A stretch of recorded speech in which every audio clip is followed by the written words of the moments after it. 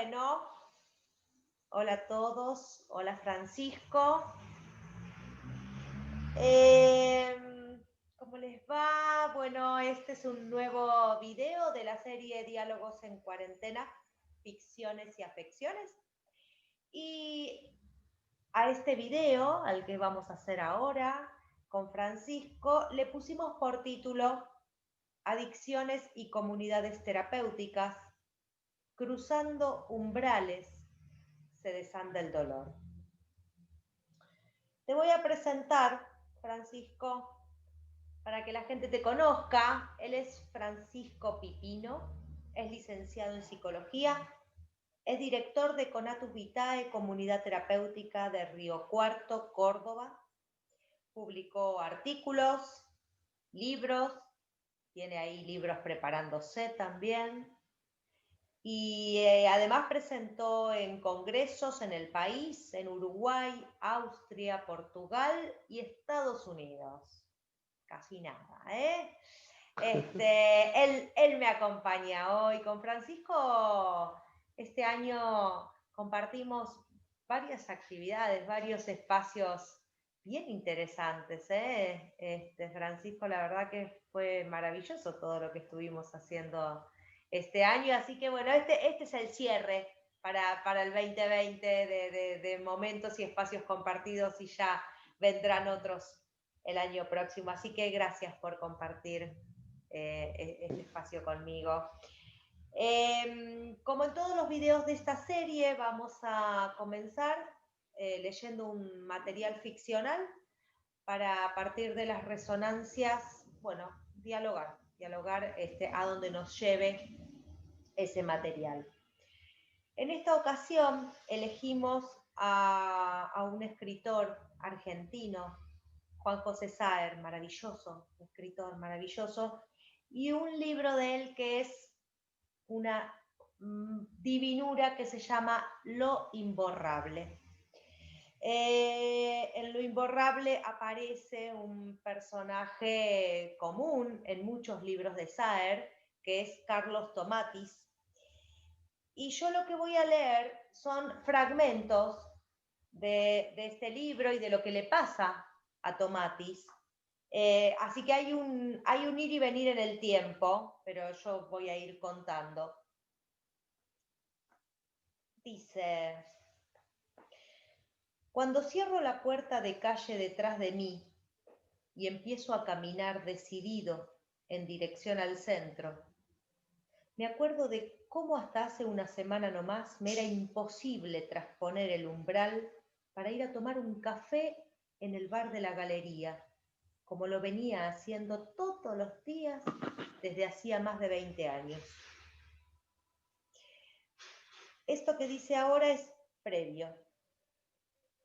Me daba lástima a mí mismo, limpio, recién afeitado, con la ropa impecable como hacía tiempo que no la llevaba, los zapatos bien lustrados, deshinchado gracias a la abstinencia del alcohol, el aspecto exterior de lo más saludable, pero incapaz de dar un paso hacia la vereda.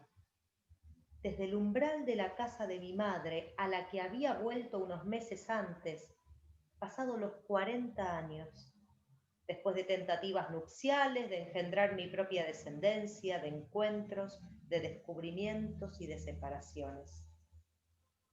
Esa misma tarde llegué hasta la esquina, a unos 20 metros de la puerta, pero no crucé la calle. La fuerza que había venido paralizando me mostraba ahora inequívoca su verdadera esencia. Un terror puro, abstracto, sin contenido, respecto del cual la existencia efectiva del peligro era un dato secundario. No actuar era por lejos la mejor solución. Únicamente cuando me movía, el terror recomenzaba, prueba de que, igual que mi sombra, era indisociable de mí mismo. De modo que si quería seguir viviendo, tenía que habituarme a su compañía, aprender a reconocerlo en toda circunstancia y, sobre todo, extraerlo del campo del delirio y ponerlo en el de la realidad, diciéndome a cada instante de los días vacíos y exhaustos que flotaban lo siguiente: no me he vuelto loco todavía, porque el peligro es imaginario, pero el terror, en cambio, es bien real, y es del terror de lo que hay que ocuparse y no del peligro. Todo eso por los 300 metros que me separaban del bar de la galería al que quería ir a tomar un café. Hasta que una mañana me dije que de todas maneras, inmóvil o en movimiento, el terror me acompañaría. Así que me levanté de la cama, me vestí y salí a la calle, concentrándome no en el trayecto, sino en el terror. Y llegué al bar y me senté en una mesa. Y cuando el guardapolvo verde de la chica que servía se apostó paciente a mi lado, levanté la cabeza y, tratando de que no me temblara la voz, le pedí que me trajera un café.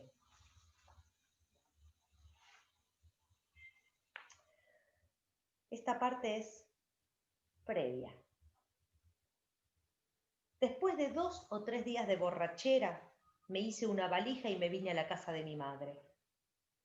Podía haber venido nomás con lo puesto, porque de todos modos me bañaba una vez cada 15 días y durante 3 meses no salí una sola vez a la calle.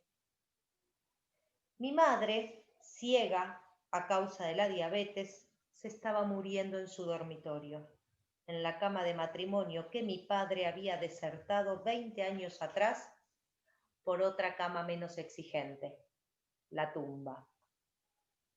Cuando entraba en la pieza a verla, ella me palpaba las mejillas con sus manos ya casi transparentes y me llamaba su bebé.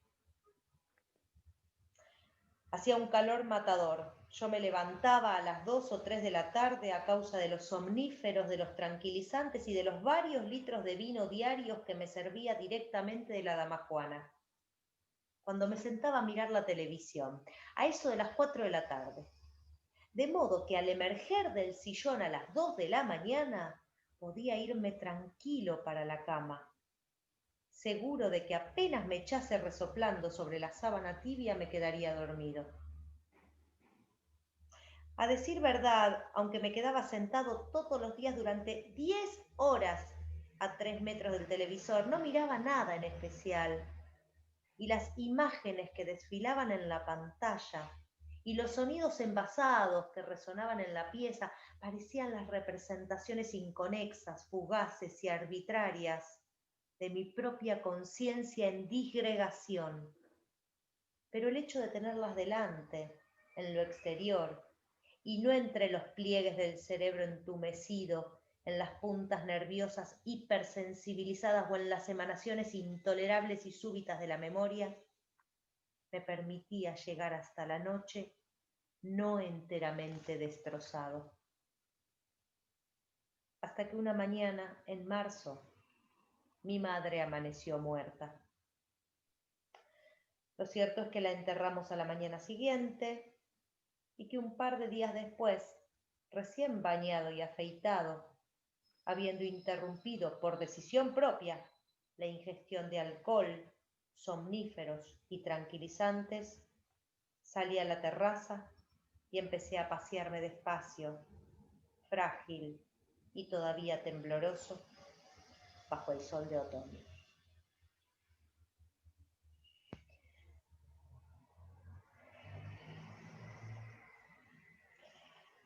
Bueno,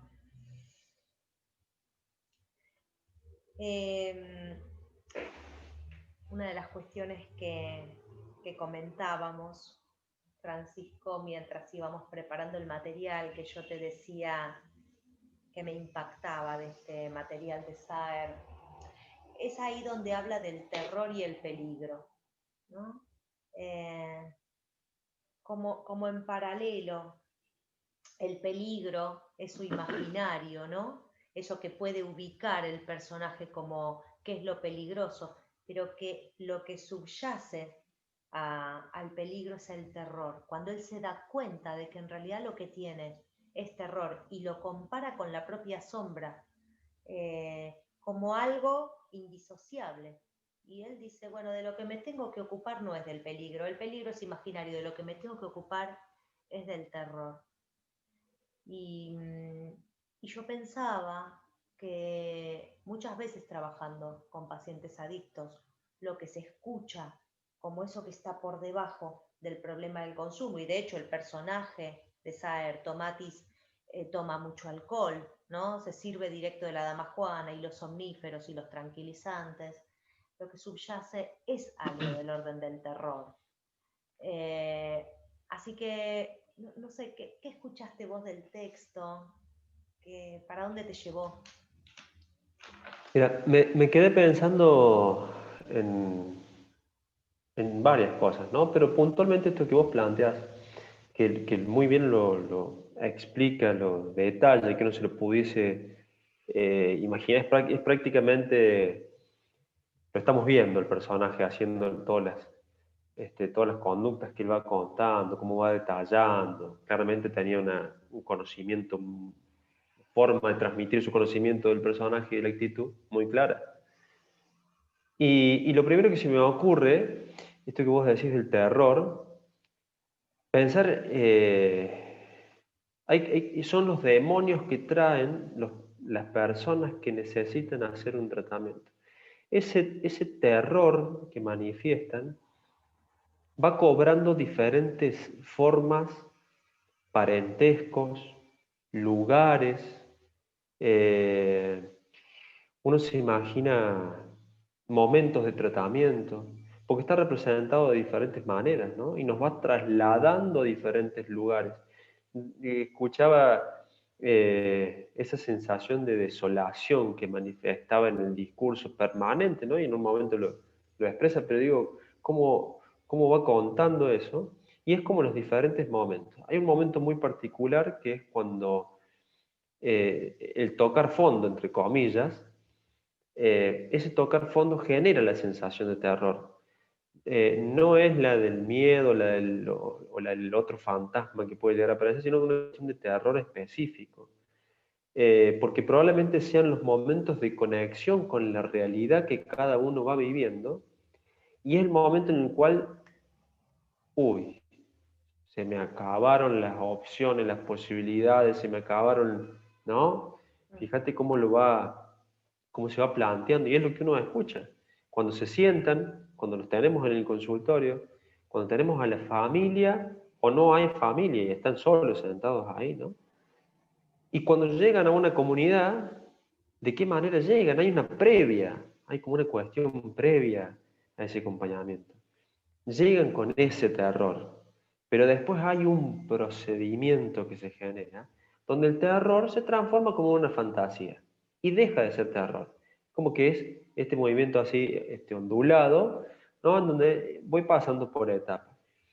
Y yo digo, es el mismo movimiento que nos pasa a nosotros, interno, emocional, cuando tenemos que enfrentarnos a una situación que nos genera ese calorcito, ese malestar, pero que cuando, claro, llegan con ese terror, y del terror pasamos a qué cosa, a la sensación de que el fantasma lo puedo manejar, de que puedo dormir, de que como no tengo, fíjate, como no tengo el vino, el somnífero, no tengo la pastilla, no tengo ningún tipo de sustancia o de persona o de cosas, pantalla, lo que sea, me siento bien, ¿no? Y ahí es donde empieza a operar, deja de ser terror, y viste, es como que el tren fantasma pasa a ser una montaña rusa.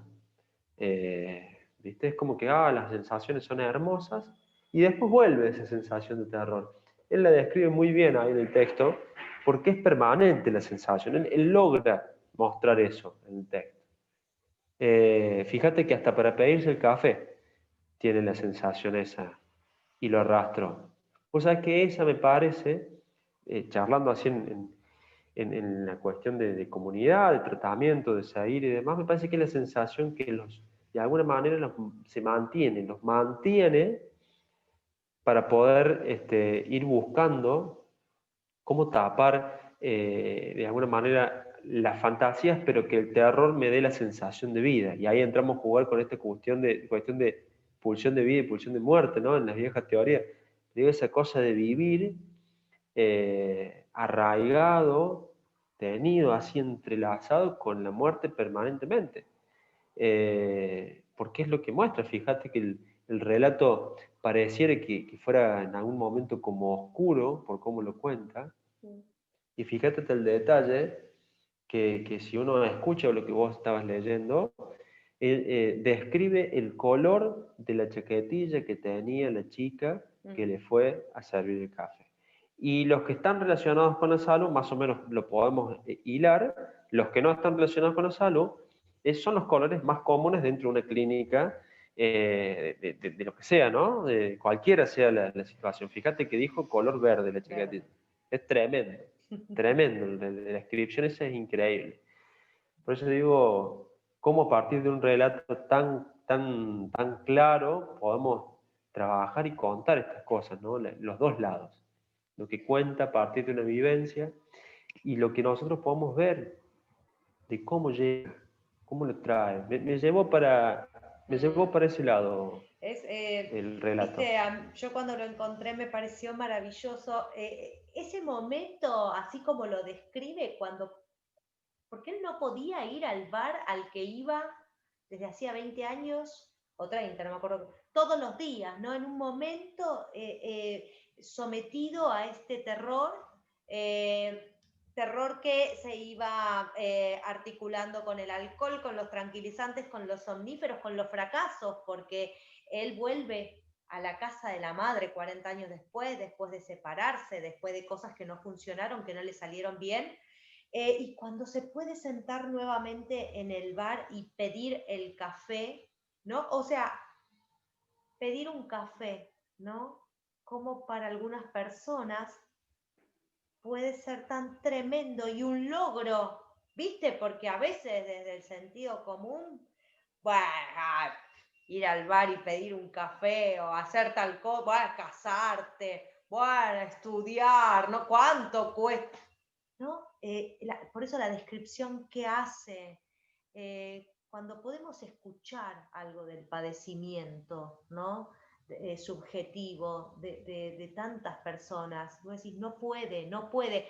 Hay un momento que es muy interesante cuando él dice, bueno, a ver, inmovilizado o en movimiento, el terror me va a acompañar, mejor me muevo, mejor me ocupo del terror, porque si me quedo quieto o me muevo, el terror, eso me parece también, ¿no? Como impresionante, porque, bueno, Tal esto es cual. algo mío, esto es algo mío, no es algo externo.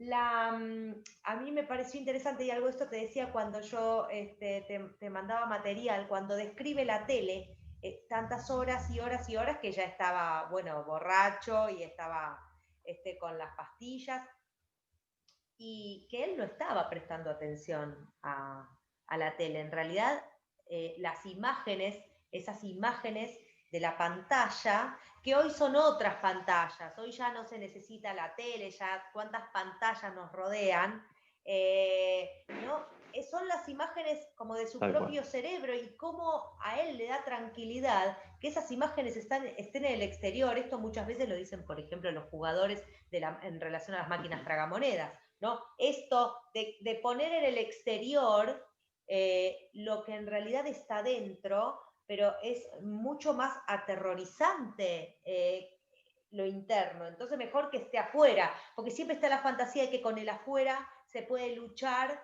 más fácilmente, se le puede ganar mucho más fácilmente al afuera que al adentro. Lo que está adentro, ¿cómo se hace? ¿No? Por eso está bueno en el ámbito de las adicciones, quienes trabajamos con esto, poder decir algunas cuestiones respecto de, bueno, a ver, ¿es el afuera? ¿Es el adentro? ¿Es la máquina tragamonedas? ¿Es la cocaína? ¿Es el alcohol? ¿Son los tranques? ¿Es lo que le pasa a la persona? ¿Es las dos cosas? ¿Es el adentro y el afuera, no? Yo quiero que me cuentes, porque bueno, ya estamos hablando de esto, pero algo específico y particular que tiene que ver con tu praxis, Francisco, ¿qué es el trabajo en las comunidades terapéuticas? Es decir, ¿qué es una comunidad terapéutica? ¿Qué funciones tiene una comunidad terapéutica como abordaje terapéutico? Ujú. Bien, las comunidades terapéuticas eh, a ver, surgen como una iniciativa de brindar un lugar de contención específico, un marco seguro, para llamarlo de alguna manera, y un lugar para desintoxicar y brindar herramientas nuevas a las personas que iban específicamente con un problema de consumo. Pues ya voy a contar un poquito cómo surge en realidad la comunidad terapéutica, porque pareciera que fuera un concepto incluso todavía medio tabú cuando uno habla, porque es poco conocido, ¿no? Uno dice, yo siempre digo que hay como categorías, digo, y libremente lo puedo expresar porque la experiencia también te lo dice así. Está la persona que consume y hace un tratamiento, y la persona que está internada. Porque como el estar internado, fíjate lo que nos está pasando. Estamos hablando de que estamos en el año 2020. Y nos sigue pasando lo mismo que dentro de la historia de las comunidades terapéuticas, entre en 1800 y 1920, 30, la persona que tenía una adicción, una dependencia, digamos, era considerado como una escoria de la sociedad, literalmente puesto en esto, ¿no? Eh, Hoy hablar de que te tenés que internar en una comunidad terapéutica, no estás generando algo para cuidar tu salud, sino es, ¿y qué querés? ¿Está bien? Entonces hay como una difícil tarea que incluso desde los ministerios de salud, una de las primeras cosas que te piden cuando uno quiere tener una institución de este tipo es, che, ¿cuál va a ser el proyecto de reinserción? ¿No? Proyecto de reinserción, proyecto de tratamiento, ¿no? El programa terapéutico. En teoría, la comunidad terapéutica lo que debe brindar es una contención familiar, acompañamiento terapéutico familiar, cualquiera sea, hijo, papá, mamá, pareja, llámese como sea. En el ámbito laboral, trabajar con la persona propiamente dicha, brindándole los espacios terapéuticos, ¿no? Y ahí se abre una amplia gama de posibilidades que ya nos vamos a meter también ahí porque depende mucho del tipo de comunidad que uno puede llegar a estar hablando. Y finalmente, trabajar lo que tiene que ver con la reinserción social y el día después, digamos. Y ahí hay grandes diferencias, porque a lo largo de la historia, las primeras comunidades terapéuticas que hay noción y registro, vos sabés que en uno de los cursos que habíamos empezado a brindar ya el año pasado, nosotros contábamos las historias de las comunidades terapéuticas. Y en los registros uno se pone a estudiar y a contar a partir del término comunidad terapéutica. Estamos hablando que del siglo, perdón, el año 25 antes de Cristo, mira lo que estoy hablando, mucho tiempo atrás, empiezan a surgir los primeros términos de comunidades terapéuticas, en donde es muy particular porque de ahí se toma como un principio para lo que es ahora, ¿no? Existían las comunidades monarcales que se llamaban, que era donde se llevaban las personas para que tengan un mejor pasar en un proceso de enfermedad, en un sitio agradable. Literalmente esa es la descripción, ¿sí? Estamos hablando se llaman las comunidades de Qumran. Así es, estamos hablando de Egipto, estamos hablando de 25 años antes de Cristo, ¿no? Como para que nos ubiquemos en el tiempo. Entonces no es nuevo el concepto. Lo que nosotros tenemos que hacer es como tomar esos conceptos y traerlos para acá, porque es sumamente interesante. Porque fíjate que se habla de justamente esto. El primer médico que hace una investigación de este tipo en profundidad de las comunidades, el doctor Glasser, empieza a indagar, es un recorrido muy finito de todo. Y después empieza a encontrarse, a lo largo de la historia, empezamos a encontrarnos con que las comunidades en realidad era como los viejos manicomios, voy a hablar así en términos más crudos, digo, el viejo manicomio, ¿no? Este lugar para aislar, casi como en la isla o los barcos de los leprosos, en aquella época lo mismo. La comunidad es exactamente lo mismo. Y tengo tengo el prejuicio, digamos, en realidad que la sociedad sigue teniendo la misma sensación, che, lo llevo ahí y lo tiré, ¿no? Es como que, tomá, hacete cargo y haz lo que puedas. Y sigue habiendo esa sensación bueno, son pecadores, son tipos que han cometido crímenes, son mujeres que han cometido crímenes, delitos, robos. O sea que seguimos teniendo en la cabeza la misma situación.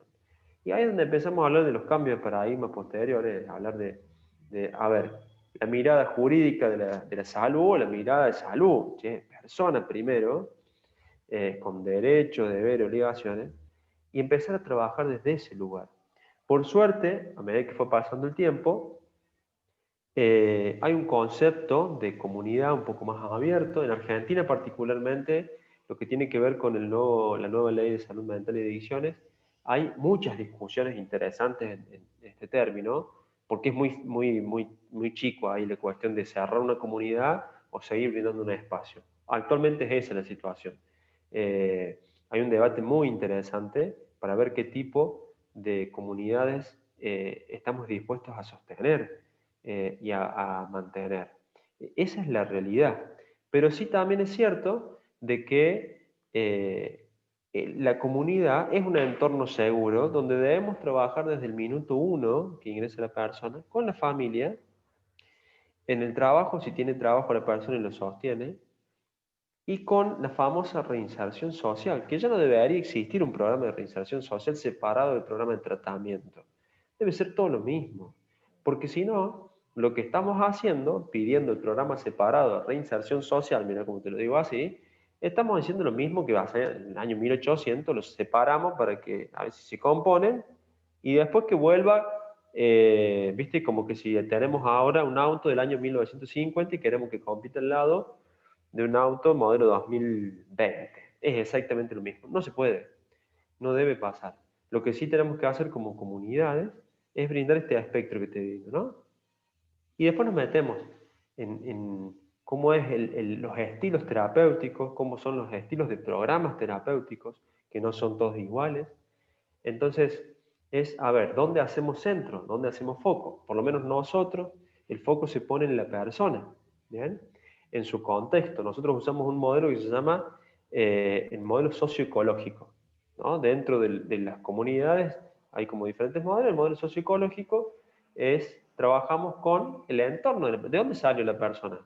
Salió, vamos de vuelta, salió del repollo, como las viejas historias, o salió de un contexto complejo o no, con familia, con hijos, sin hijos, con trabajo, con lo que sea. Pero si tenemos que trabajar con eso. Y ir trabajando un modelo mixto en donde tomamos, si tal vez la persona necesita frenar su consumo y no puede parar afuera, y antes de terminar en lugares de salud mental internado, al lado de pacientes tal vez más complejos en patologías, porque sabemos que hay enfermedades psiquiátricas más severas, es preferible brindarle este entorno seguro y cuidado, donde se le administra la medicación, donde hay un equipo de psiquiatría, un equipo de psicología, un equipo de nutrición, el equipo de acción social o de trabajadores sociales, y a partir de ahí empezamos a trabajar. Vienen los talleristas, donde hay talleres, nosotros en lo particular tenemos talleres de alimentación consciente, tenemos talleres de yoga, junto con los de meditación, talleres de ajedrez, talleres de filosofía, talleres de deporte, donde tenemos fútbol y rugby. Digo, hay un amplio espectro para decir, che, todas estas actividades, cualquier persona las puede hacer, no estamos hablando de algo que no. Hay taller de lectura, taller literario. Es amplio y uno puede ir agregando, sacando o poniendo lo que a uno cree que en ese momento, de acuerdo a la población que tenemos, sobre todo porque sí, hay un grupo que se arma en un momento, ¿no? Nosotros no trabajamos con más de 12 personas, porque vamos de vuelta. ¿Por qué decidimos esto? Porque también es una decisión. Si no vamos al hacinamiento, por hacinamiento solo, por cantidad, la mirada más económica de la situación, que también es una realidad y una crítica, y en donde nos tenemos que hacer responsables, ¿no es cierto?, del saco que nos tenemos que poner. Y decir, che, para hacer las cosas como corresponden con el equipo que nosotros tenemos, es esto.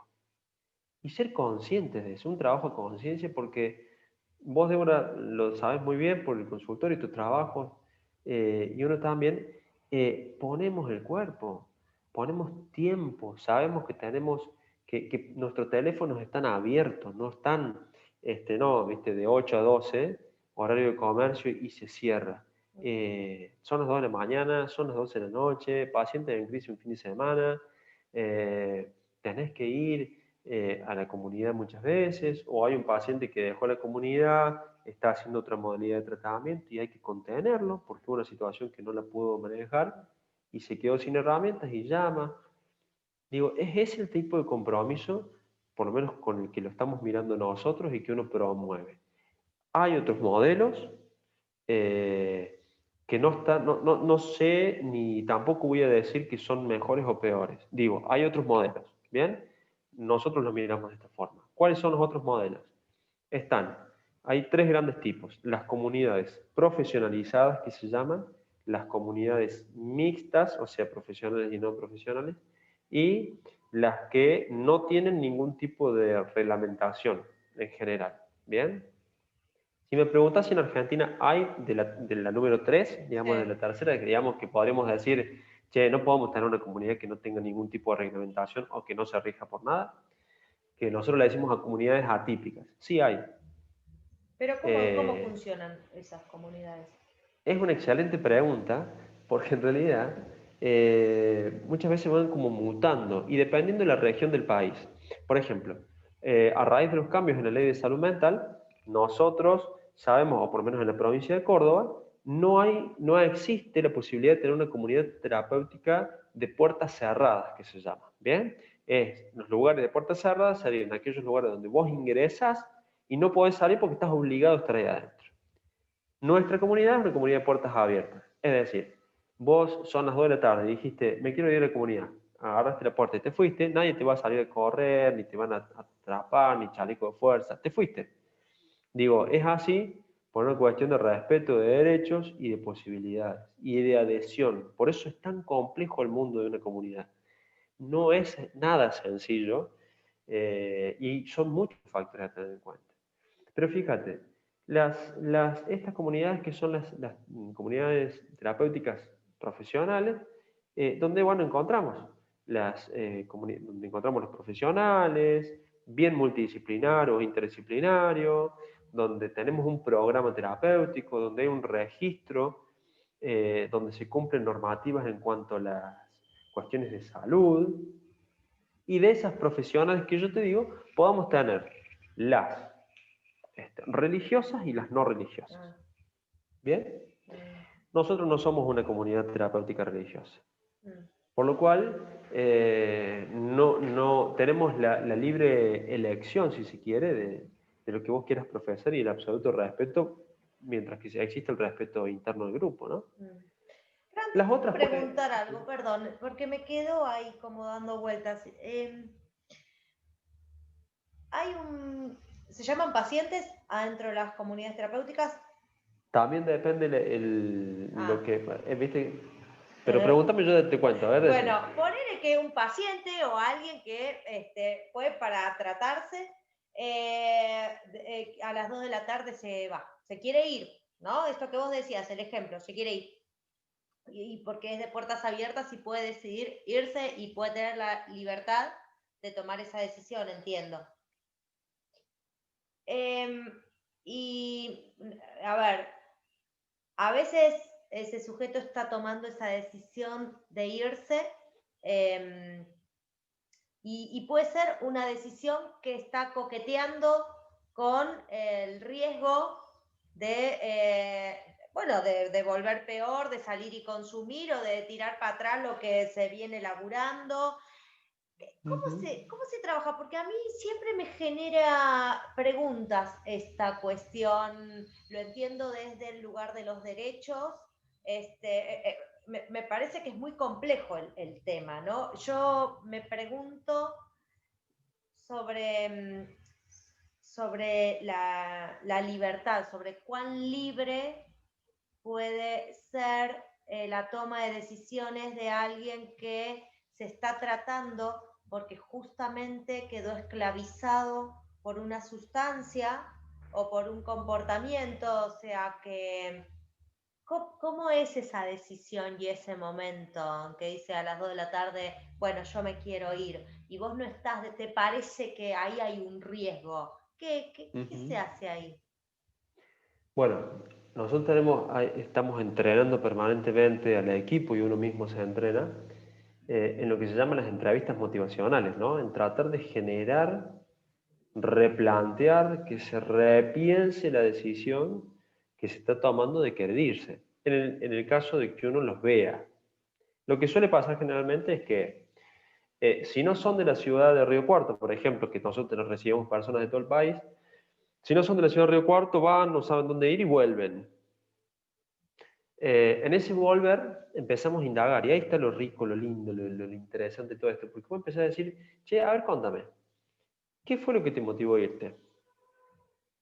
Y lo primero que surge es, vamos a usar un poco lo que vos contabas al principio, lo que leías, aparece como esa cuestión que es más imaginaria, ¿no? No, porque me quiero ir, no aguanto más, porque ya no soporto más el estar acá, el estar encerrado.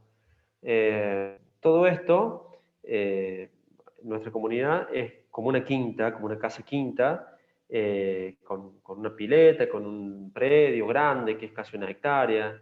Toda esta charla, imaginemos que yo la estoy teniendo afuera. Por ejemplo, nosotros dos estamos charlando afuera y empezaba a mirar para alrededor. A ver, mostrame. ¿En qué lugar estás encerrado? ¿Te pudiste ir? Sí, te dice. Ajá. O sea que no estás encerrado. No. Ajá. Bueno. Y decime, ¿por qué te fuiste? Y empezás, ¿no? Pero contame.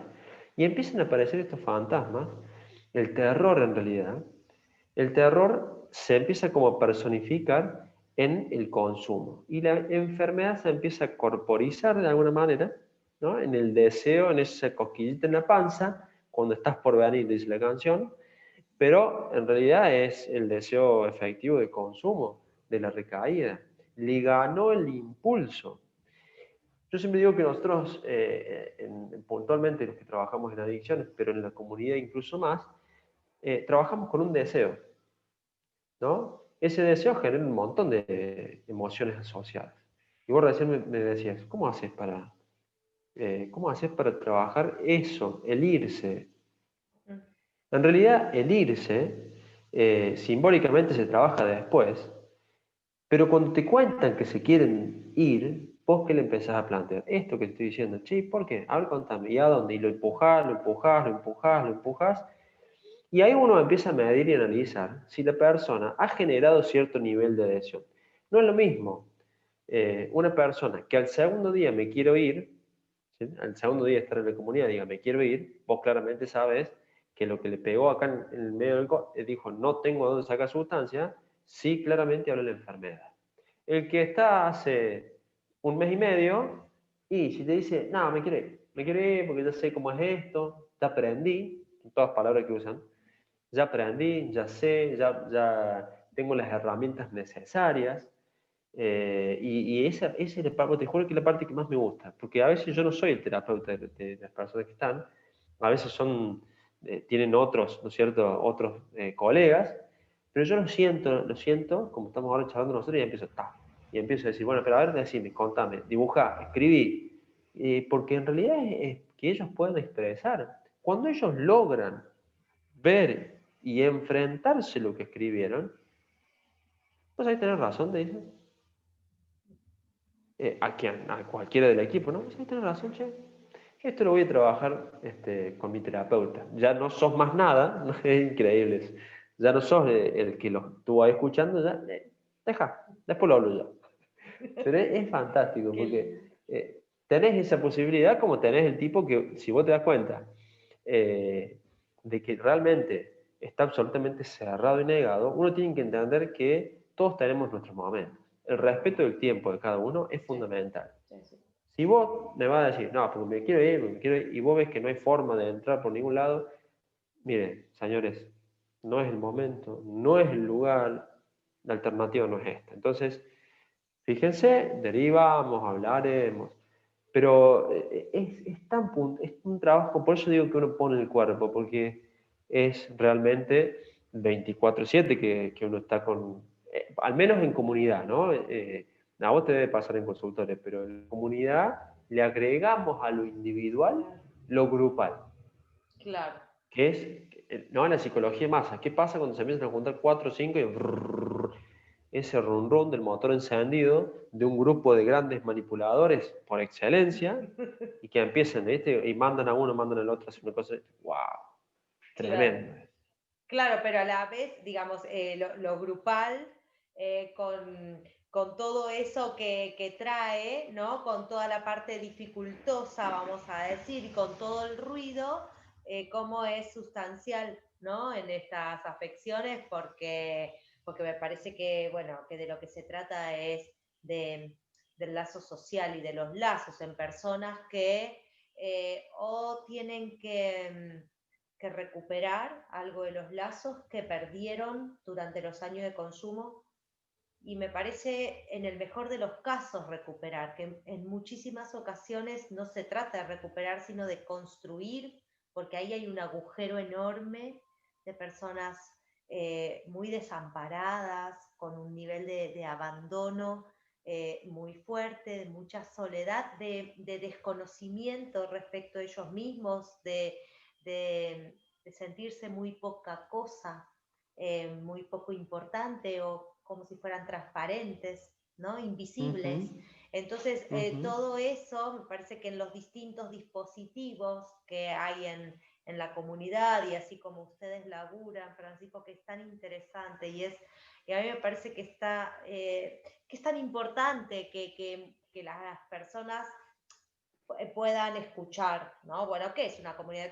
Los distintos tipos de comunidad terapéutica. ¿Cómo es esto? Esto que a mí me hacía preguntar, ¿cómo? Pero alguien que está haciendo tratamiento porque afuera era un bardo, ¿no? Porque afuera no podía controlar nada. Una vez que entró, te dice que quiere salir y vos lo vas a dejar, ¿no? Como que de entrada te surge, no, no, no, que no salga, que no salga.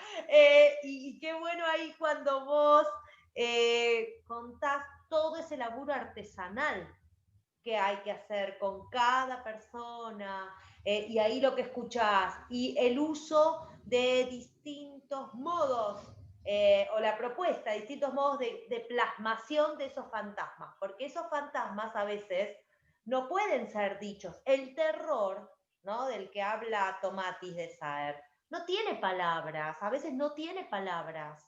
Eh, pero sí puede aparecer plasmado en la escritura, porque es otro tipo de palabras, porque es como va merodeando, va rodeando ese agujero de palabras y aparece en la escritura o aparece en una escena teatral o aparece en una escultura que puedan estar armando o aparece en un juego. Esas son las maneras, ¿no? De que aparezca, de que pueda plasmarse eso inconexo de lo que habla Saer, ¿no? Me parece que en la comunidad terapéutica, como en todos los distintos tratamientos, es como darle una forma más soportable para ese sujeto a lo que previamente estaba informe o estaba deforme o estaba Ujú, mal formado, ¿no? Y este es un laburo artesanal, mm. sea en tratamiento ambulatorio, sea en comunidad terapéutica, ¿no? Me parece que ahí cuando decís 12 personas, o sea, el número es 12 personas porque nosotros consideramos que esa es la manera para hacer un buen trabajo para cada uno que está ahí, tanto para las personas que vienen a recuperarse, a curarse de sus terrores, como para nosotros, quienes estamos del otro lado y ponemos el cuerpo y que también, digamos, todo esto que les pasa a esos 12, es inevitable que eso no te toque, que eso por momentos no te quite el sueño a la noche porque no sabes lo que pasó, porque digo, entonces me parece que como siempre, ¿no? Tiene que ver con algo de la ética respecto del laburo, de la posición ética a la hora de trabajar y determinar y trabajar con determinadas afecciones, que esto que vos marcabas históricamente tuvieron siempre ese lugar de resto de lo que hay que ocultar detrás de los muros, ¿no? De eso que está emparentado al delito o a la locura o a la lepra, ¿no? Digo, como esto de los leprosos, las distintas formas que fueron adquiriendo y los distintos nombres, porque en la adicción además hay algo muy particular, comparándolo con otras patologías, que tiene que ver con la hipocresía de que todo esto que tiene que ver con el consumo, es decir, con una oferta que viene de afuera, que se les da esto y se les da y se les da, ¿no? Y después tienen que tratarse para que puedan encontrar cuál es la propia verdad y dejar de depender de esto, de lo que muchos se enriquecen, ¿no? Ahí están los amos y cada uno de esos 12 está esclavizado a eso y el trabajo de ustedes es en todo caso ayudarlos a que puedan encontrar algo de la verdad propia, pero esto es muy trabajoso y tiene muchas idas y venidas y tiene, parece interesante para cerrar, porque me vino el tema de la puerta. Nosotros pensamos en los umbrales y de hecho el título del video, ¿no? Toma el tema de los umbrales porque Tomatis habla de los umbrales hasta llegar al bar. Y pensaba en esa puerta, en la puerta de la comunidad terapéutica, ¿no? En esa puerta y cada vez que alguien que empieza el tratamiento, que entra a la comunidad dice, me quiero ir. Y, y el trabajo que se hace con cada una de esas personas, ¿no? ¿Por qué te querés ir? ¿A dónde te querés ir? ¿Para qué te querés ir? ¿No? El que se va igual, el que se va pero vuelve, el que se va y no vuelve, o el que se va y vuelve después de muchos años, muy deteriorado, pero ahí se queda y cumple el tratamiento, porque necesitó, ¿no? Salir a buscar el deterioro, ¿no? Esas puertas que decías de la comunidad me parece muy interesantes, son umbrales, ¿no? Sí, sí, sí. Es por eso el título, por eso cuando charlábamos del título, es así. Justamente uno piensa inmediatamente al hablar del umbral, piensa en el umbral del dolor. Y yo le pondría en realidad el umbral del terror, que implica dolor, alegría, tristeza, dicha, esperanza muchas veces. Pero se cruza ese portal, ese umbral, eh, y siempre se le agrega una connotación, eh, eh, cualquiera sea en cuanto a las emociones asociadas, pero es fantástico pensar en el umbral y lo que significa también etimológicamente la palabra umbral, ¿no? Pero digo, está asociado a esto puntualmente. ¿Cómo lo cruzo? Y si lo cruzo sacando pecho, con lo que tengo al lado, o veo como que apenas se abre un poquito la puerta y queda, ¿no? Nosotros decimos literalmente puertas abiertas porque en la comunidad cuando vos vas a ingresar, literalmente las puertas están abiertas. Eh, no hay traba, no hay cerradura, están abiertas las puertas, son como portones grandes y entras, salís, digo, para que se entienda cuál es el concepto desde el momento que vos estás ingresando a la institución, para que se entienda el concepto de libertad. Pero bueno, creo que es tan amplio todo esto, uno le pone tanto a los que nos gusta, es como que hablamos con un amor de esto porque nos preocupamos por el equipo, por las personas, ni hablar, punto aparte para la terapia familiar, que si te moviliza lo que pasa con los chicos, con las personas que están ahí, con las familias, creo que uno tiene que tener la cajita de pañuelos para uno y para la familia, porque uno llora con ellos acompañando. Es tremendo lo que surge, lo que pasa, muchas veces años de historia vital, de vida, en blanco, perdida, que vos no te acordás, pero pasó esto, y la persona del otro lado estar mejor hoy en la comunidad, dice, y la cara de asombro o de sorpresa, o a veces durante muchos años vivir la misma sensación sin poderla comunicar uno con el otro. Y cuando se miran a la cara sentados en la charla, en la terapia familiar, y se dicen, che, a mí me pasa lo mismo, y se largan a llorar, viste, como que ahí es donde uno dice, listo, yo me voy del consultorio y los dejo solos, porque en realidad ese momento no es mío, digo, es de ellos. Pero es tan fantástico eso que pasa, cuando se logra construir, que así como es fantástico, cada vez que uno sale de una sesión de esas, de ese tipo, y sale y te tenés que ir a tu casa. No hay otra, porque es como si hubiésemos hecho el trabajo más pesado del mundo con lo que se imagine cada uno del que está viendo el video, que lo hubiese tenido que hacer así y un poco más. Es tremendo. Y también por otro lado, ¿no? Lo que nos hace pensar a nosotros, porque ahí cerramos una puerta, yo siempre digo, bueno, dejé el traje de psicólogo, me saqué la remera, la dejé acá en el consultorio y salí y me fui a mi casa. Y me encuentro con mi familia. Y digo, wow. Y ahora, esa es la otra parte. Digo, es fantástico porque es un replantear, es un sacudón de cabeza. Si no lo hacemos en piloto automático, vamos de vuelta, ¿no? En esto que hablamos. Si lo hacemos consciente y demás, y es un replantear diario, es fantástico. El Totalmente. trabajo es hermoso. Vos sabés que, y bueno, y con esto cerramos.